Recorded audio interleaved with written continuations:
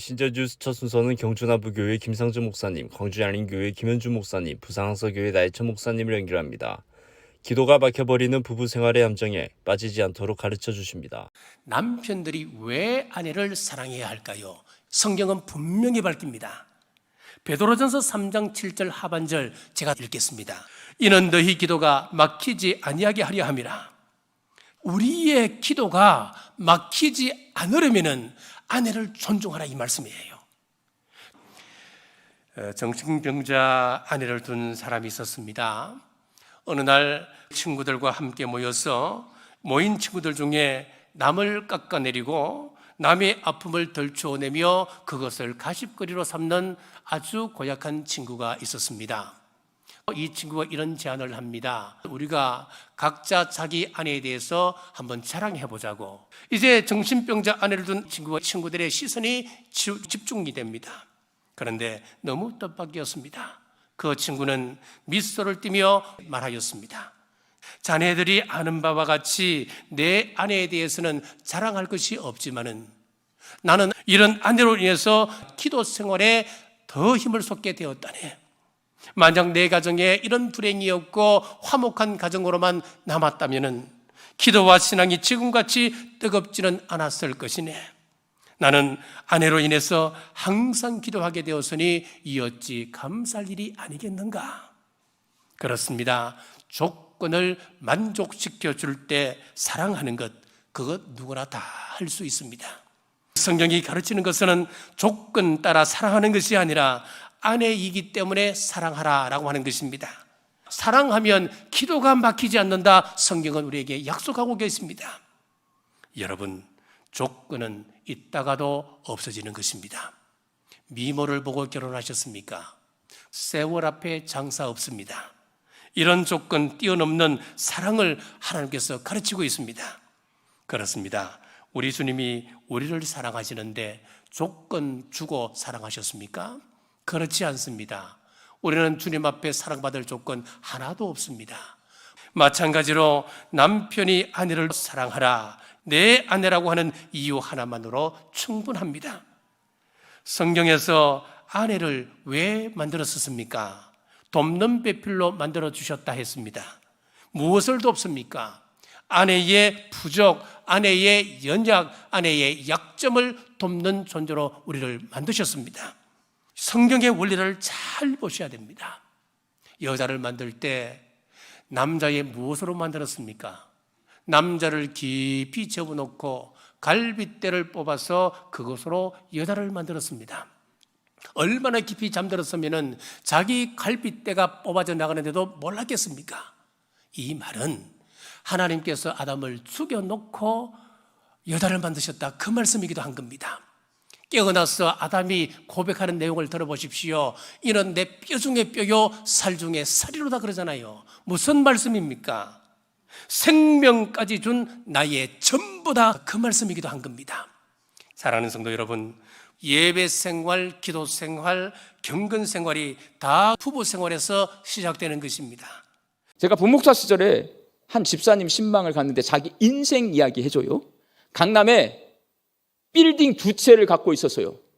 그 양반 자기 추산으로는 40억, 지금은 몇백억 됩니다. 그런 빌딩을 갖고 있는 이 분이 속옷 장사를 시작했습니다. 근데 망해가지고요, 순식간에 이 빌딩이 은행에 넘어갔어요.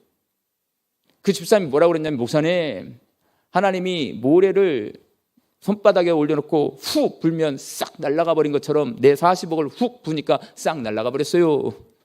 강남에 살던 이분이 강북의 맨 끝에 언저리에 반지하로 내려갔습니다. 가장 가슴 아팠던 건 뭐냐면, 딸들이 그때 고등학생들이에요. 강남 8학군에서 학원에 다니던 딸들이 하루아침에 학원을 못 가고 강북으로 넘어가게 됐어요. 권사님은 한 번도 고생하고 않고 큰 분이에요. 근데 그분이 이제 일하러 가셔야 돼요. 그런데 이분은 모태신앙인입니다. 모태신앙인이지만 신앙이 깊지 않아요. 왔다 갔다 하는 신앙. 그러니까 신앙에 기초가 없는데 어머니에게 본 게 있어가지고 기도하는 거예요. 기도하다 보니까 귀가 열려요, 여러분. 목사님의 설교 말씀이 들리기 시작하는 거예요.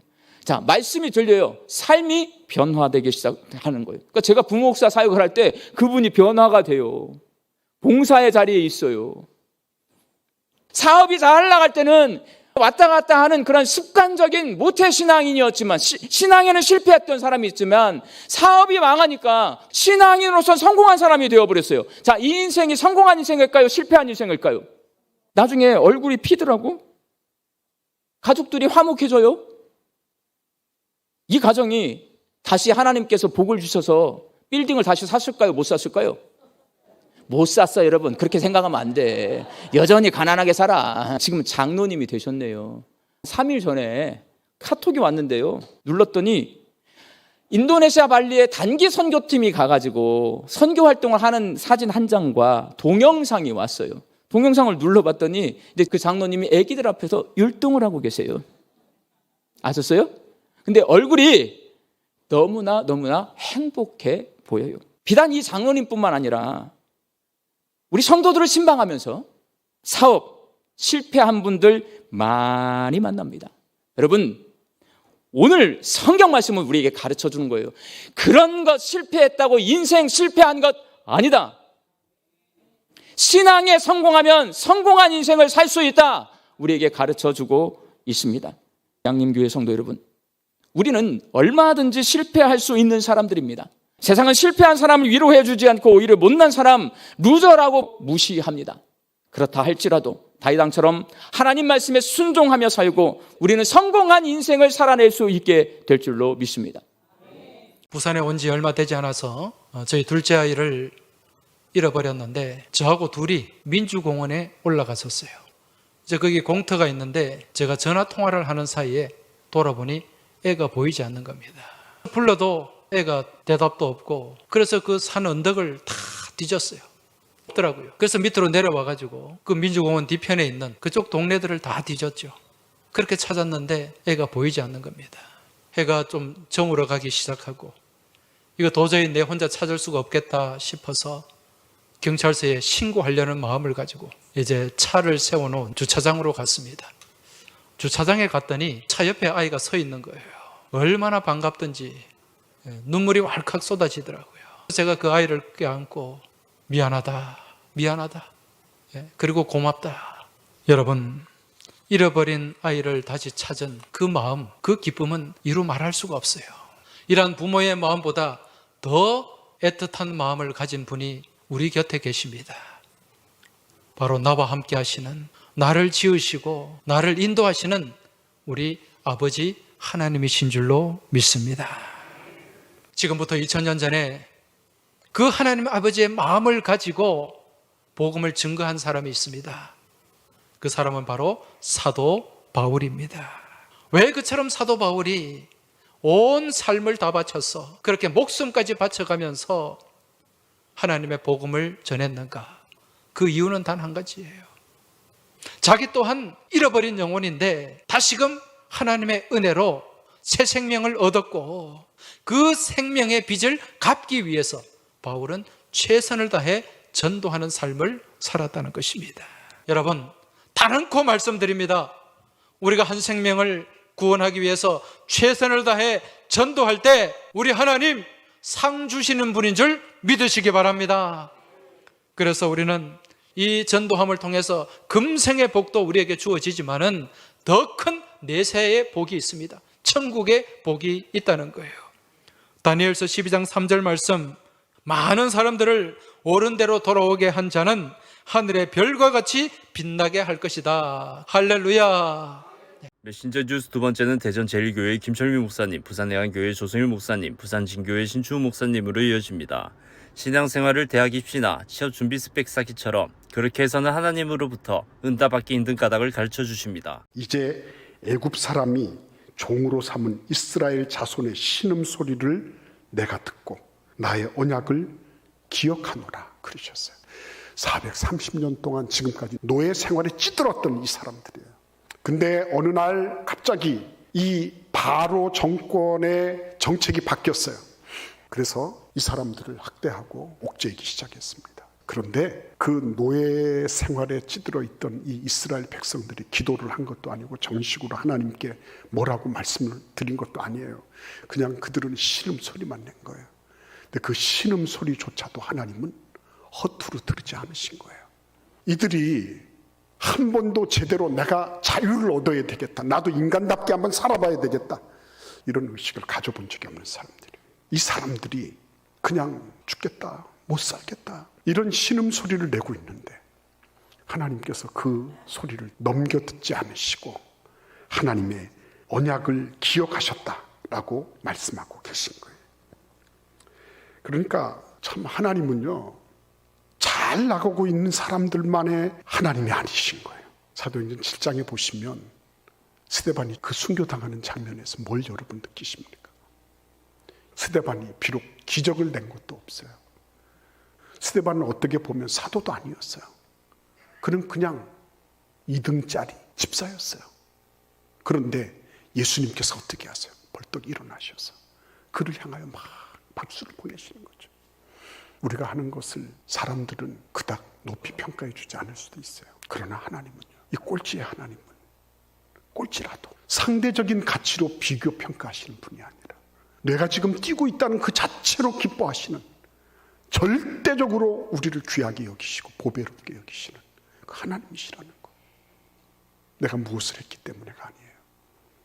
내가 얼마나 괜찮게 살았기 때문에가 아니에요. 열매도 없고 성취도 안 한 것 같고 아무것도 안 한 것처럼 보여요. 그럼에도 불구하고 하나님은 우리를 가장 귀하게, 가장 아름답게 여기시고 보배롭고 존귀한 존재로 우리를 안아주시는 거예요. 그 길을 지금 여러분과 제가 걷고 있는 거예요. 어떤 낙하산 공장의 사장이 불량품이 자꾸 나오는 것에 신경이 쓰인 거예요. 그래서 직원들한테 여러분이 사용할 것이라고 생각하고서 낙하산을 좀 잘 만들어 주십시오. 그런데 그렇게 부탁을 해도 여전히 불량품이 계속 나오는 거예요. 그래서 이 사장님이 마음속에 생각하기를, 내가 이걸 사용할 것처럼 생각하면서 만들 게 아니라 진짜로 한번 사용해서 테스트를 해보자, 이런 생각이 든 겁니다. 그래서 진짜로 직원들이 만든 낙하산을 자기가 메고서 위에서 내려오는 테스트를 직접 한 것입니다. 그랬더니 어떻게 됐을까요?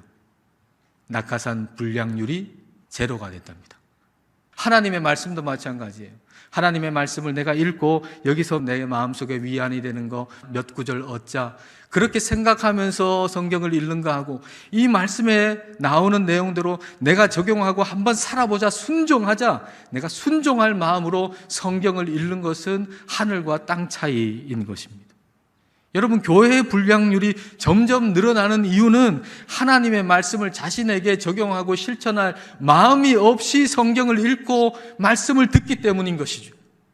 낙하산 만드는 회사도 불량품이 없도록 하기 위해서 거기에 목숨을 걸 수 있다면 우리는 하나님의 말씀에 목숨을 걸 수 있지 않겠습니까? 주님께서 무슨 말씀을 주시든지 그 말씀을 있는 그대로 받고 그 말씀대로 사는 걸 자랑스러워하면서 우리는 살아야 하지 않겠습니까? 요즘에 오마카세라고 하는 말 많이 하더군요. 요리사, 셰프한테 믿고 맡긴다는 의미랍니다. 근데 어떤 식당에 가가지고 오마카세 먹고 왔다고 사람들 굉장히 자랑스러워 하던데요. 그렇다면 하나님 말씀의 오마카세를 우리는 얼마나 자랑스러워해야 될까요? 내가 원하는 대로 쏙쏙 빼가지고 먹는 게 아니고 하나님이 어떤 말씀을 주시든지 그대로 내가 받고, 그리고 그 말씀대로 따라서 살아가는 것, 실천하며 살아가는 걸 우리는 자랑스러워해야 합니다. 그럼 매일 말씀을 내가 좋아하는 구절만 빼지 말고 하나님의 말씀을 처음부터 끝까지 천천히 매일매일 읽어 나가십시오. 아마 초등학교 2학년, 3학년 시절이었던 것으로 기억을 합니다. 교회에서 저희 반을 담임하셨던 선생님이신데 그 선생님을 생각하면 떠오르는 몇 가지의 장면들이 있습니다. 먼저 첫 번째는 그 선생님의 얼굴에는 사마귀와 같은 무록으로 가득했던 것으로 기억을 합니다. 그리고 선생님의 한쪽 눈동자는 하얗게 덮여 있었던 것으로 기억을 합니다. 그리고 두 번째 장면은 어느 날 주일학교 선생님께서 우리가 다니는 초등학교 앞에 리어카를 끌고 오셨습니다. 그리고 뽑기 장사를 하시는 모습을 기억을 합니다. 그리고 세 번째 장면은 선생님께서는 주일이 되면 깨끗한 양복으로 갈아입으시고는 예배당의 긴 의자에 앉아있는 우리들에게 주일학교 공과를 가르쳐 주셨던 것을 기억을 합니다. 선생님께서 어느 날 우리 반 아이들을 모두 집으로 초청을 해서 떡볶이를 해주셨던 기억이 있습니다. 선생님의 사모님께서는 척추장애를 앓고 계셨는데 그날은 우리들을 위해서 아주 기쁘게 음식을 차려주시고 우리들을 마치 아주 귀한 손님처럼 대접을 해주셨던 기억을 가지고 있습니다. 선생님이 가르치셨던 공과의 내용들은 머릿속에서 사라진 지 오래이지만 그러나 우리를 사랑해 주셨던 것 그리고 우리를 귀하게 여겨주셨던 그 섬김은 지금도 저의 마음속에 여전히 살아남아 있습니다. 아마도 제자들의 발을 씻어주셨던 주님의 그 모습은 오랜 시간이 지나도 그들의 마음 가운데 남아 있었을 것입니다. 특별히 예수님께서 사랑하셨던 제자 요한의 마음속에는 그날 이 사건이 지워질 수가 없는 사건으로 남아 있었을 것입니다. 그래서 다른 복음서에는 예수님과 나누었던 그 성만찬의 저녁을 기록하는 그 자리에 요한은 그날 예수님께서 그들의 발을 씻어주셨던 그 섬김의 이야기를 이곳에 기록하고 있는 것입니다. 메신저 주스 마무리는 남양주편례동안교회 남영 목사님, 울산 호계교회 김병무 목사님, 고양 삼성교회 김영서 목사님입니다. 원수를 사랑하는 것, 실천하기가 결코 쉽지 않은 성경 말씀을 어떻게 하면 할 수 있는지 알려주십니다. 네덜란드에 코리 텐 붐이라는 분이 있습니다. 이분은 2차 세계대전 때 나치의 수용소에 갇혀 있었는데 그 나치 수용소에서 자기 언니가 살해되는 그런 끔찍한 일을 겪었습니다. 전쟁이 끝난 다음에 이분이 여러 곳을 다니며 간증도 하고 강연도 하고 이렇게 활동을 했는데요. 우연히 자기 언니를 죽인 원수를 만난 거예요. 그런데 그를 주님의 사랑으로 용서해 주었다는 일화가 아주 유명하죠. 그가 그런 용서를 할 수 있었던 이유 중 하나는 그녀의 아버지로부터 물려받은 믿음 때문이었습니다. 그녀의 아버지는 시계방을 운영하였습니다. 경제적으로 무척 어려운 때에 하루는 동네에서 제일 부자인 사람이 제일 비싼 최고급 시계를 현금을 주고 사겠다고 찾아온 거예요. 그 시계를 이번에 팔면 한동안은 온 가족이 어려움 없이 살 수 있을 것이기 때문에 그 시계를 꼭 팔고 싶었죠. 그래서 시계를 팔기로 하고 돈까지 받고 왜 이 부자가 그런 시계를 사는가 물었더니 이 부자가 참으로 아끼는 오래된 좋은 시계가 있었는데 고장이 나서 새로운 시계를 사게 되었다는 것이에요. 코리의 아버지는 그렇게 소중한 그 시계를 한번 보여달라고 했고 그 시계를 받아들고 몇 가지를 만지더니 시계를 고쳐서 그 부자에게 돌려준 겁니다. 결국 부자에게 아버지는 돈을 돌려주면서 새 시계를 팔지 않게 되었습니다. 이 과정을 지켜보던 코리는 아버지가 왜 이렇게 바보 같은 짓을 하는지 도무지 이해가 되지 않았습니다. 하지만 아버지는 딸을 달래며 진지하게 이렇게 이야기했습니다.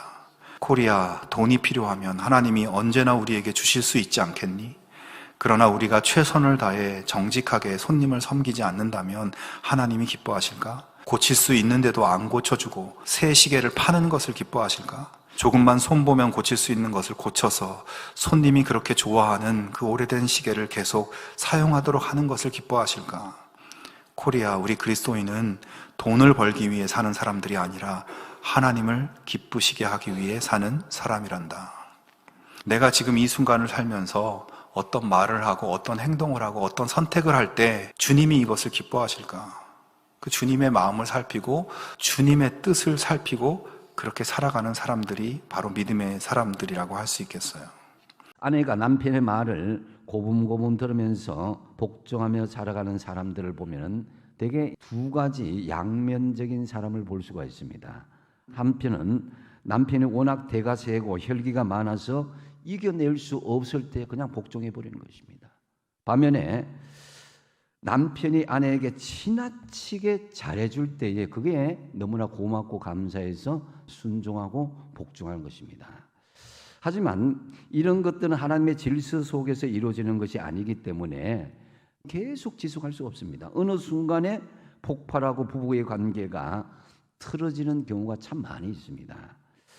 5월 21일 둘이 서로 결혼을 해서 하나가 되는 부부의 날입니다. 21일 둘이 하나가 된다. 이 비밀이 크도다. 나는 그리스도와 교회에 대하여 말하노라 하면서 앞에 아내와 남편에 대해서 말씀하고 있습니다. 부부는 완성된 작품이라기보다는 과정이요 진행형이다라고 할 수 있습니다. 하나님께서 원하시는 교회 공동체는 가정에서부터 시작되는데요. 성도의 가정에서 질서는 당연히 사랑일 것입니다. 하지만 오늘날 이 질서가 많이 무너지고 있는 현실입니다.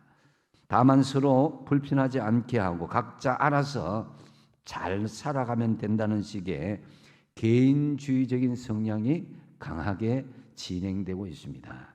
이는 남편이 아내의 머리됨이 그리스도께서 교회의 머리됨과 같음이니 그가 바로 몸의 구주시니라. 아멘. 남편이 아내의 머리라고 하는 것은 굴림하고 갑질하는 절대적인 권세를 가지는 것을 의미하는 것이 아니라 그리스도께서 교회를 사랑과 긍휼로 다스리는 것처럼 그렇게 남편도 한 가정을 다스릴 수 있어야 되는 것입니다. 남편 여러분, 아내를 복종시키기 전에 진리의 말씀을 심령에 가득 채우고 하나님이 원하시는 삶을 살기를 힘쓰십시오. 이것이 진정한 창조 질서의 모습입니다. 가정이 파괴되고 창조의 질서가 무너지는 것은 이 관계가 무너질 때 일어나는 것입니다. 잘 다스리지 못하고 온전한 복종이 무너지게 되면은 다른 남자와 다른 여자에게 눈길을 돌릴 수밖에 없습니다. 여러분 한번 생각해 보시죠. 여러분 얼마나 건강하십니까? 신체적인 기준만 있는 게 아니죠. 정신적으로 얼마나 건강할까요? 스트레스가 없는 상태, 마음이 평안한 상태, 그리고 인지 기능이 잘 작동하는 상태, 이런 걸 건강하다 그러죠. 교회가 건강하다, 건강하지 않다 이야기할 때 어떤 기준에서 말씀할 수 있을까요? 뭘 보고 할 수 있습니까? 교회 그러면은 신약의 언어 헬라어로 두 가지 용어로 사용합니다. 첫 번째는 에클레시아, 다른 하나는 코이노니아입니다. 에클레시아의 뜻이 뭘까요? 에클레시아는 불러내다 이런 뜻입니다. 불러내다. 부름받은 사람들이 모인 공동체, 이게 교회입니다. 세상에서 하나님께서 친히 부르셔서 하나님의 세계로 불러주신 거예요. 홀로 불러주신 게 아니라 여러 사람을 불러주신 거예요. 그 부름받은 사람들이 모인 공동체가 교회입니다. 모이기만 하면 되나요? 아니요. 모이기만 한다면 의미가 없어요. 한 몸으로 하나의 공동체로 그리스도의 지체로 모인 거예요. 부름받은 거예요. 서로 연결이 잘 돼야 돼요. 두 번째 단어가 중요한 거예요. 코이노니아. 코이노니아가 무슨 뜻이죠? 교제라는 뜻입니다. 원래 단어는 친구라는 단어입니다. 이 코이노니아가 친구, 우리, 친구니까 서로의 사랑, 우정을 나누죠. 복음의 사명을 함께 감당하니까 일꾼들이니까 동력자예요. 평생을 살아가는 배우자만 반려자가 아니에요. 영적인 가족 공동체로서 우리가 반려자라는 뜻이에요.